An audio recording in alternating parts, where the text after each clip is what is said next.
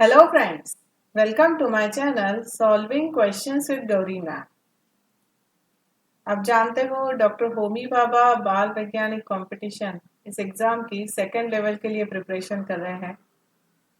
आपकी तरफ से चैनल के लिए बहुत अच्छा रिस्पांस है।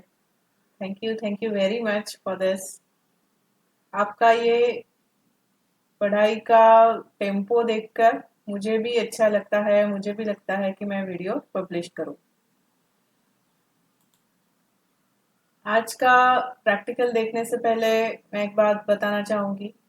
मैं इस एग्ज़ाम के प्रिपरेशन के लिए हर लेवल के लिए ऑनलाइन क्लासेस कंडक्ट करती हूँ, जिसकी फर्स्ट स्टेज के प्रिपरेशन के लिए क्लासेस 15 अप्रैल से शुरू हो जाते हैं।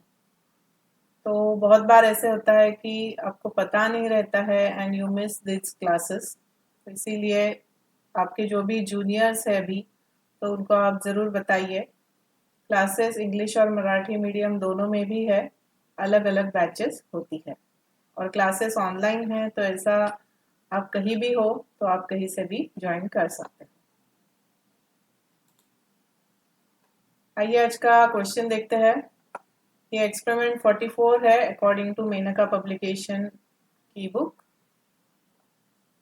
Write down all the headings of observation table from the question paper in given answer sheet. अब यहाँ पर ऑब्जर्वेशन टेबल आपको ड्रॉ करना है।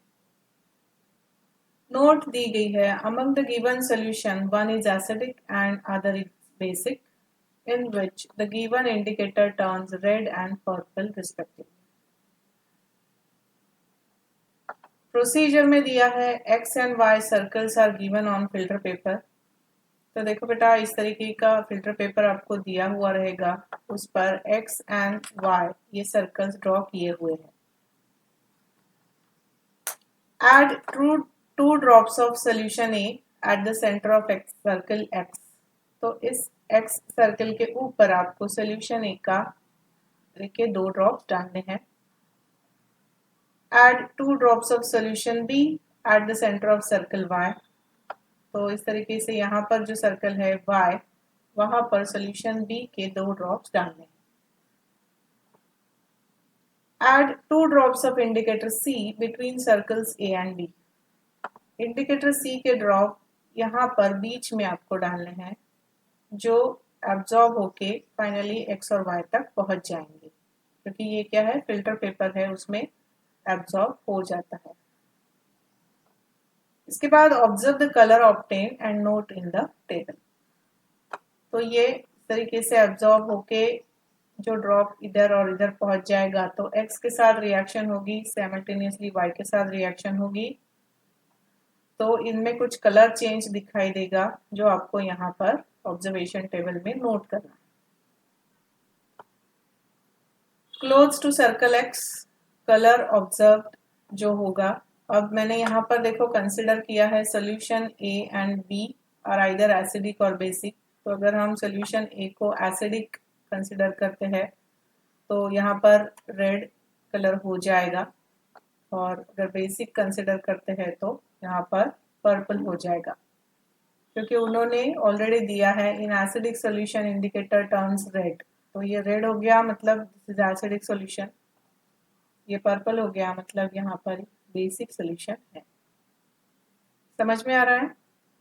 तो इस तरीके से यहाँ पर हम लिखेंगे colour observe close to circle X red आ जाएगा, और उन्होंने जो दिया है उसके हिसाब से ये एसिडिक सोल्यूशन है।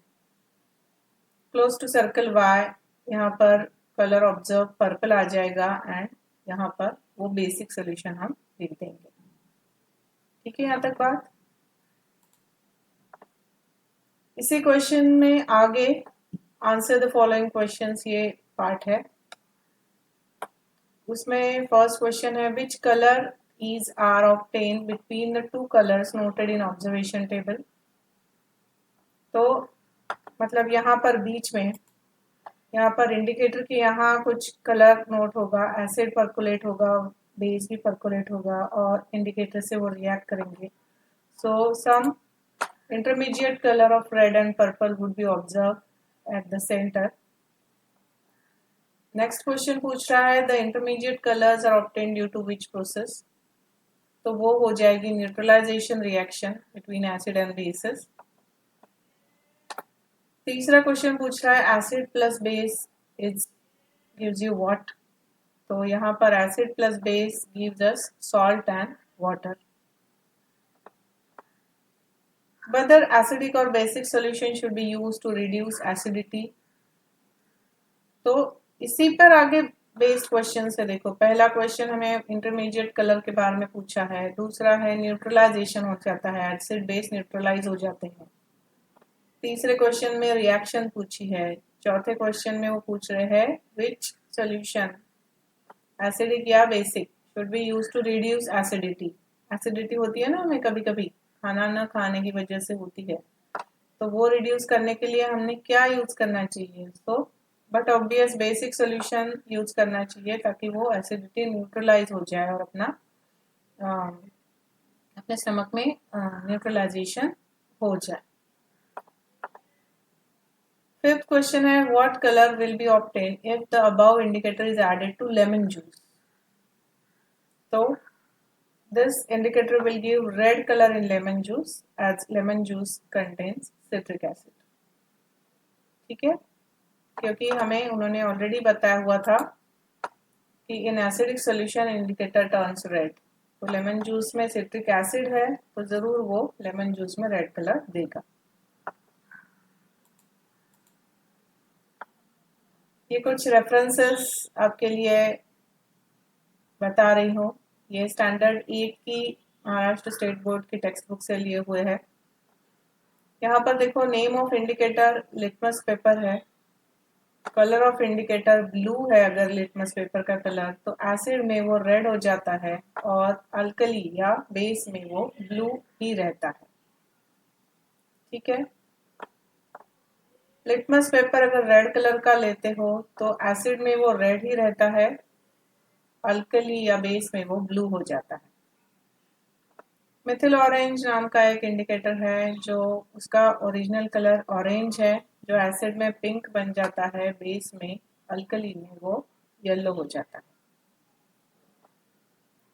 फिनोफ्थैलिन इंडिकेटर कलरलेस होता है, वो एसिड में कलरलेस ही रहता है, बेस में वो पिंक हो जाता है।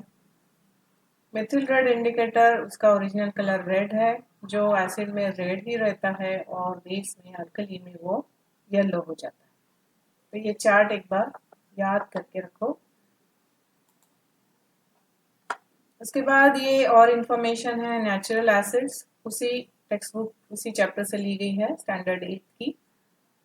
ये सब्सटेंसेस सोर्सेस है और एसिड्स नेचुरल ऑर्गेनिक एसिड्स, मतलब विनेगर हम रूटीन लाइफ में यूज करते हैं, so that is acetic acid.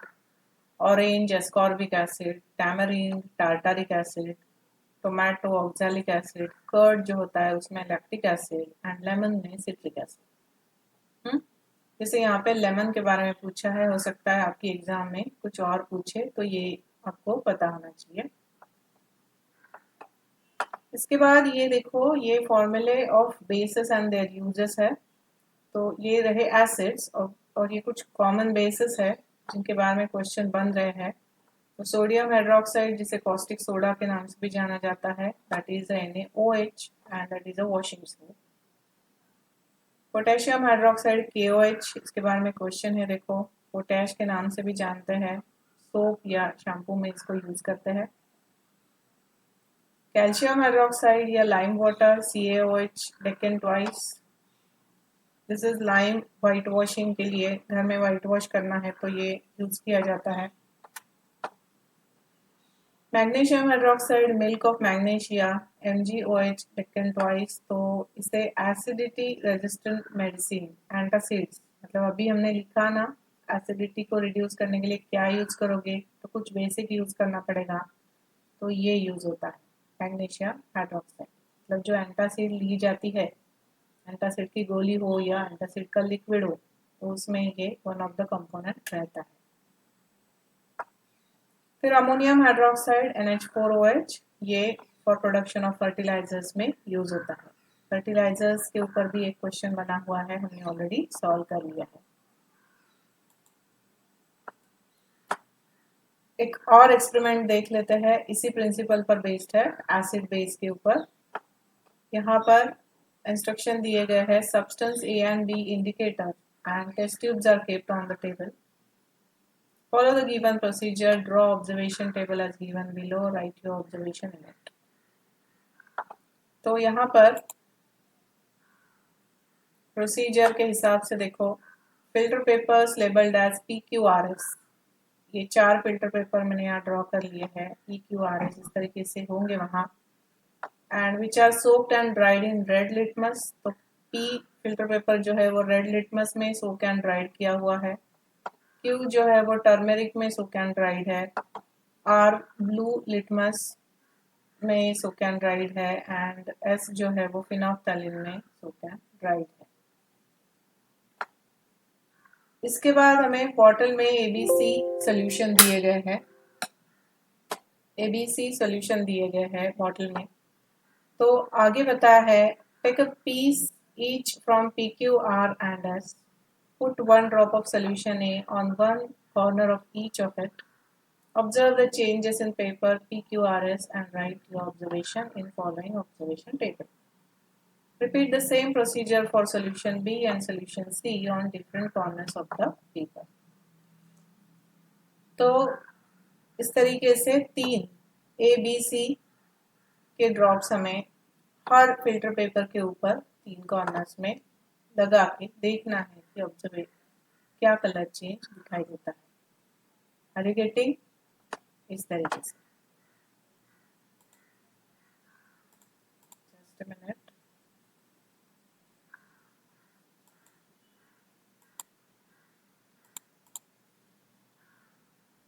Okay.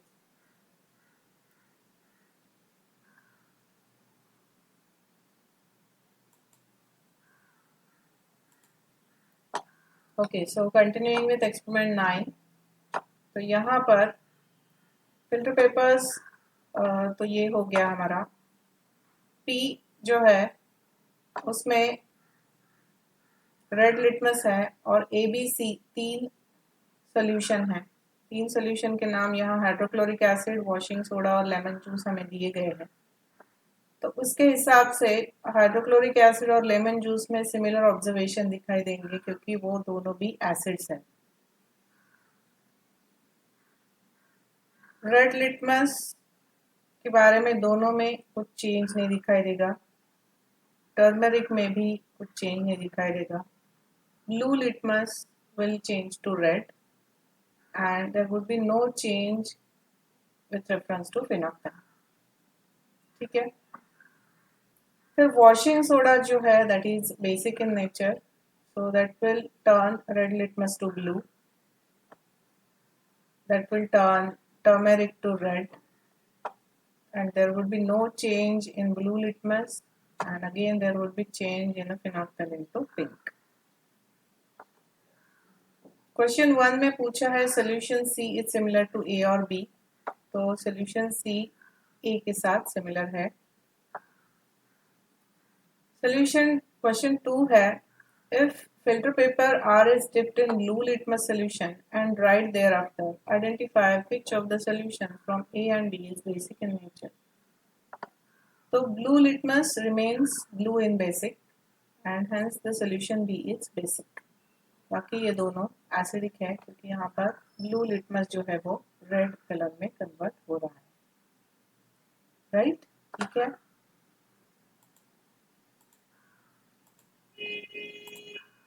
ये एक्सपेरिमेंट अलग है, ये एक्सप्लेन करना रह गया है.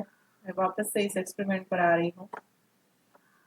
इसमें देखो substance A and B indicator and test tubes are kept on the table. Follow the given procedure, draw observation table as given below and write all your observations. यहाँ पर प्रोसीजर में क्या करना है, टेक सम सब्सटेंस E. ये A substance potassium hydroxide है, वो हमें एक टेस्ट ट्यूब में लेना है. उसमें इंडिकेटर डालना है up to the mark level.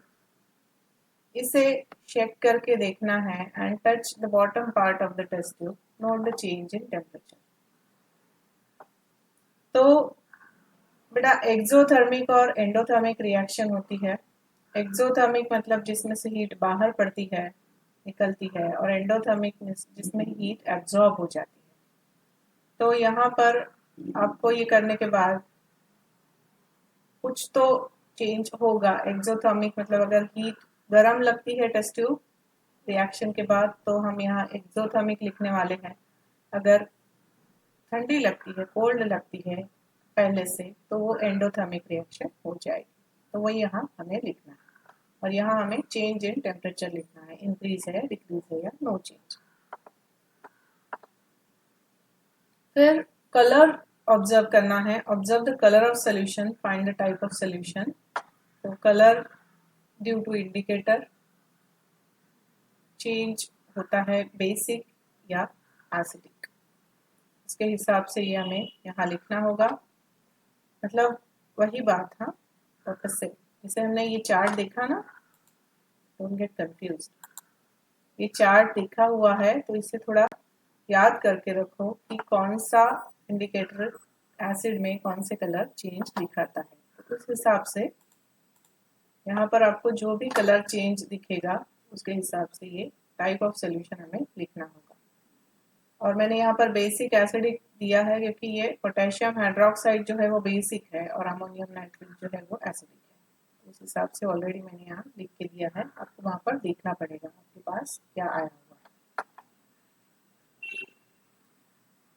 Colour of the solution due to indicator, तो इंडिकेटर डालने के बाद एसिडिक में क्या चेंज हुआ, बेसिक में क्या चेंज हुआ, और न्यूट्रल में तो सेम एज इंडिकेटर रहेगा।